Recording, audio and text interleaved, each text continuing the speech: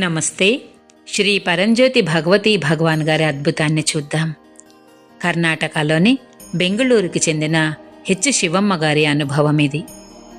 నేను నా జీవితంలో శ్రీ పరంజ్యోతి భగవతీ భగవాన్ వారి నిరంతర ఉనికిని గాఢంగా అనుభవిస్తున్నాను.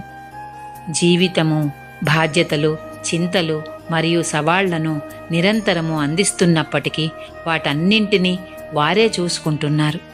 నేను దైవ కృపతో అన్ని పరిస్థితుల గుండా సజావుగా పయనిస్తున్నాను.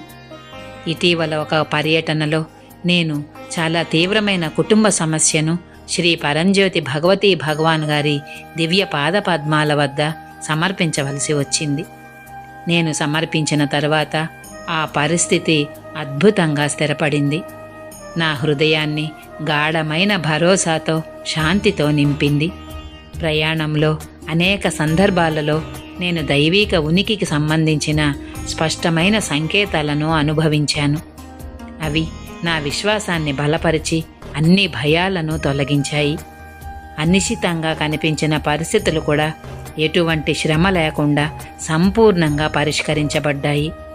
నా జీవితంలోని ప్రతి అడుగులో నాతో నడిచే శ్రీ పరంజ్యోతి భగవతీ భగవాన్ వారి నిరంతర సంరక్షణ, రక్షణ మరియు షరతులు లేని ప్రేమకు నేను కృతజ్ఞతతో నిండి ఉన్నాను.